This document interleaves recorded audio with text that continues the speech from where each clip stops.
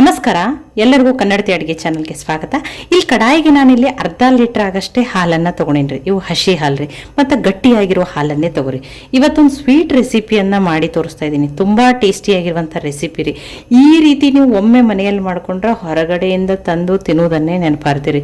ಈಗಂತೂ ಹಬ್ಬಗಳ season start ಆಗ್ಯದ. ನೀವು ಯಾವುದೇ ಈಗ ಬರೋ ಗೌರಿ ಗಣೇಶ ಹಬ್ಬಕ್ಕೂ ಮಾಡ್ಕೋಬೋದು, ಅಥವಾ ರಕ್ಷಾಬಂಧನಕ್ಕೂ ಈ ಸ್ವೀಟನ್ನು ಖಂಡಿತನೂ ಟ್ರೈ ಮಾಡ್ಬೋದು. ಹಂಗಿತ್ತಂದ್ರೆ ಇದನ್ನು ಹೆಂಗೆ ಮಾಡೋದು ಅಂತ ಹೇಳಿ ನೋಡ್ಕೊಂಬರ್ರಿ. ಈಗ ಈ ಹಾಲನ್ನು ಬಿಸಿ ಇಟ್ಟಿನ್ರಿ.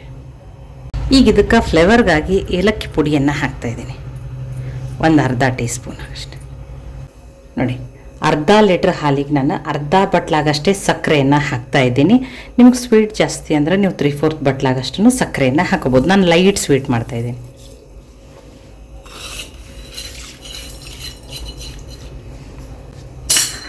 ಈಗ ಇದೇನಾಗಲ್ರಿ, ಸಕ್ಕರೆ ಕರಗಲ್ರಿ. ಇದು ಈಗ ಸಕ್ಕರೆ ಕರಗ್ಯದ್ರಿ. ನೋಡಿ, ಸಕ್ಕರೆ ಕರಗದ್ಮೇಲೆ ಇಲ್ಲಿ ನೋಡಿ, ನಿಂಬೆ ರಸ ತೊಗೊಂಡು ಒಂದು ಸ್ವಲ್ಪ ನೀರನ್ನು ಹಾಕಿಬಿಟ್ಟು ತೊಗೊಂಡೇನ್ರಿ.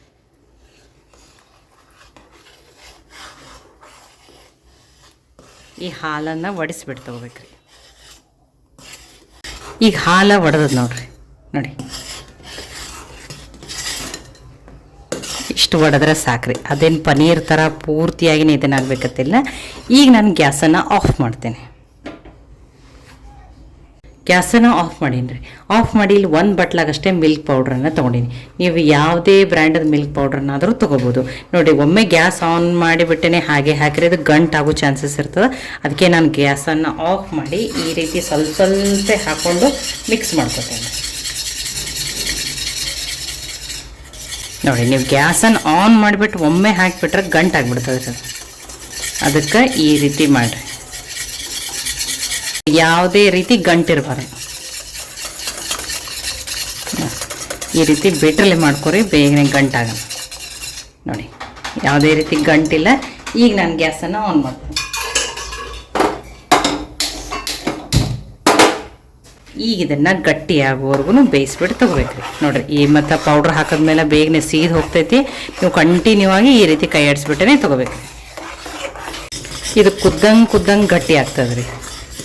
ನೋಡಿ, ಈ ರೀತಿ ಕಂಟಿನ್ಯೂ ಆಗಿ ತಿರುಗಿಬಿಟ್ಟೇ ತೊಗೋರಿ. ನೋಡಿರಿ, ಕುದಿಲಿ ರೀ. ನೋಡಿ, ಕುದ್ದಂಗೆ ಗಟ್ಟಿ ಆಗ್ಬಿಡ್ತದೆ. ಈಗ ನೋಡಿರಿ, ಇದೇಗಿನಕಿಂತ ಗಟ್ಟಿ ಆಗೈತಿ. ಇದು ಕುದ್ದಂಗೆ ಗಟ್ಟಿ ಆಗ್ತದೆ ರೀ. ಈಗ ನೋಡಿರಿ, ಎಷ್ಟು ಗಟ್ಟಿ ಆಗೈತಲ್ಲ, ಇನ್ನೂ ಗಟ್ಟಿ ಆಗ್ತದೆ ರೀ.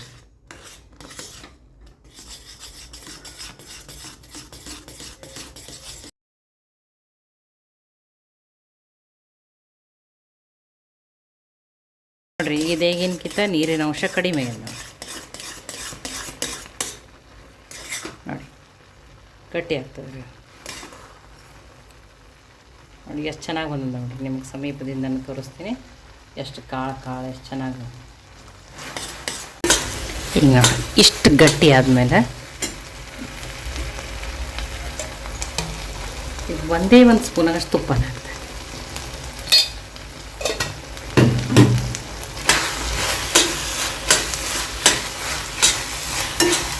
ಈಗ ಇದನ್ನು ಮಿಕ್ಸ್ ಮಾಡಿಕೊಂಡ್ರೆ ಇನ್ನೊಂದು ಚೂರಿ ಸ್ವಲ್ಪ ಗಟ್ಟಿ ಆದರೆ ಸಾಕ್ರಿ. ಇಲ್ಲ, ಈಗಿದು ಗಟ್ಟಿಯಾಗ್ಯದ ನೋಡ್ರಿ. ತೋರಿಸ್ತೀನಿ ನೋಡಿ, ಈ ರೀತಿ ಬರ್ಬೇಕು ನೋಡ್ರಿ. ನಾನು ನಿಮಗೆ ಸಮೀಪದಿಂದನೇ ತೋರಿಸ್ತೀನಿ. ನೋಡಿ, ಸ್ಟೀಲ್ ಕಡಾಯಿ ಇರೋದ್ರಿಂದ ಸೈಡಿಗೆ ಈ ರೀತಿ ಆಗತ್ತದ. ಇಲ್ಲಾಂದ್ರೆ ನೀವು ನಾನ್ ಸ್ಟಿಕ್ ಪಾತ್ರೆ ಏನಾದ್ರೂ ತೊಗೋಬೋದು, ನಡೀತದೆ. ಇದಕ್ಕೊಂದು ಸ್ವಲ್ಪ ಡ್ರೈ ಫ್ರೂಟ್ಸನ್ನು ಹಾಕ್ದೆ. ನೋಡಿ, ನಿಮಗೆ ಯಾವ ಡ್ರೈ ಫ್ರೂಟ್ಸ್ ಇಷ್ಟ ಅದನ್ನು ಹಾಕ್ಬೋದು. ನಾನು ಸ್ವಲ್ಪ ಬಾದಾಮ್ ಮತ್ತು ಪಿಸ್ತಾನ ಹಾಕಿದ್ದೀನಿ. ಈಗ ನೋಡಿರಿ, ಇದನ್ನೆಲ್ಲನೂ ಮಿಕ್ಸ್ ಮಾಡ್ಕೊಂಡಿದ್ದೀನಿ. ನಾನೀಗ ಗ್ಯಾಸನ್ನು ಆಫ್ ಮಾಡ್ಕೊಂಡಿದ್ದೀನಿ. ಇದನ್ನು ಗ್ಯಾಸನ್ನು ಆಫ್ ಮಾಡ್ಕೊಂಡಿದ್ದೀನಿ. ಈಗ ಇದನ್ನು ಬೇರೆ ಪಾತ್ರೆಗೆ ಹಾಕ್ಕೊಂಡ್ರಿ. ಈಗ ನೋಡಿರಿ, ನಾನು ಇದೇ ಡಬ್ಬಕ್ಕೆ ಹಾಕ್ಕೊಳಕ್ಕಿದ್ದೀನಿ. ಅದಕ್ಕೆ ಬಟರ್ ಪೇಪರ್ ಖಾಲಿಯಾಗಿತ್ತು. ನೋಡಿ, ಪೇಪರ್ ಹಾಕಿಬಿಟ್ಟು ಅದಕ್ಕೊಂದು ಸ್ವಲ್ಪ ತುಪ್ಪನ ಒರೆಸ್ಬಿಟ್ಟು ತೊಗೊಂಡಿದ್ದೀನಿ. ಈಗ ಇನ್ನೊಂದು ಸ್ವಲ್ಪ ಈ ಡ್ರೈ ಫ್ರೂಟ್ಸನ್ನು ಹಾಕ್ತೀನಿ.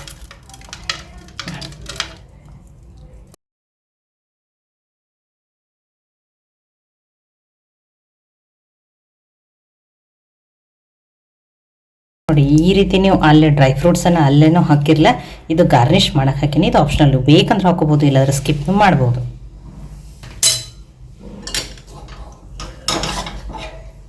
ನೋಡಿರಿ ಈಗ ಇದಕ್ಕೆ ಹಾಕೊಂಡು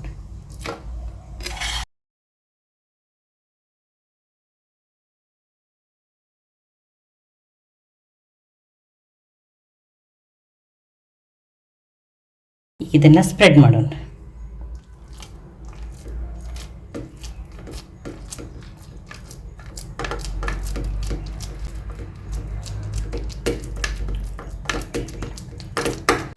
ನೋಡಿ ಅದು ದೊಡ್ಡ ಚಮಚದಿಂದ ಆಗಿಲ್ಲ, ಈ ರೀತಿ ಸಣ್ಣ ಚಮಚದಿಂದನೇ ನೀಟಾಗಿ ಎಲ್ಲ ಕಡೆ ಸ್ಪ್ರೆಡ್ ಮಾಡ್ಕೊಂಡೇನ್ರಿ. ಈಗ ಇದು ಕಂಪ್ಲೀಟಾಗಿ ಆರ್ಬೇಕ್ರಿ.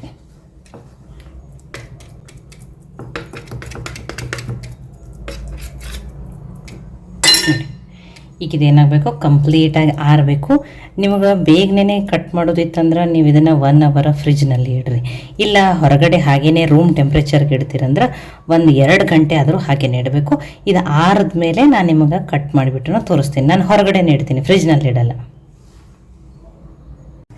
ಈಗಿದು ಆರ್ಯದ್ರಿ.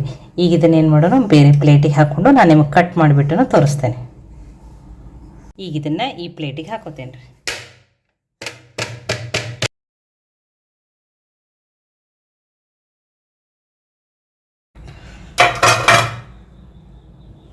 ಈಗ ನೋಡ್ರಿ ಎಷ್ಟು ಚೆನ್ನಾಗಿ ಬಂದದ ನೋಡ್ರಿ.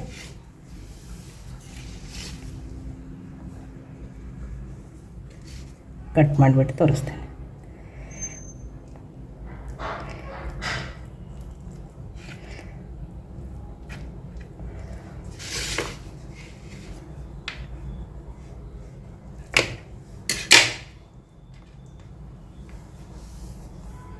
ನೋಡಿ ಟೇಸ್ಟಿಯಾಗಿರುವಂಥ ಕಲಾಕಂದ್ ರೆಡಿ ಆಗ್ಯದ್ರಿ. ನೋಡಿ ಎಷ್ಟು ಸಿಂಪಲ್, ಅದು ಮನೆಯಲ್ಲೇ ಮಾಡ್ಕೋಬೋದು. ನೋಡಿ ಟೇಸ್ಟಿಯಾಗಿರುವಂಥ ಕಲಾಕಂದ. ನೋಡಿ ನಿಮಗೆ ಯಾವ ಸೈಜು ಶೇಪ್ದಲ್ಲಿ ಬೇಕಾ ನೀವು ಆ ಶೇಪ್ದಲ್ಲಿ ಆ ಸೈಜಲ್ಲಿ ಕಟ್ ಮಾಡ್ಕೊರಿ. ನೋಡಿ ಎಷ್ಟು ಪರ್ಫೆಕ್ಟಾಗಿ ಎಷ್ಟು ಚೆನ್ನಾಗಿ ಬಂದದ ನೋಡಿ.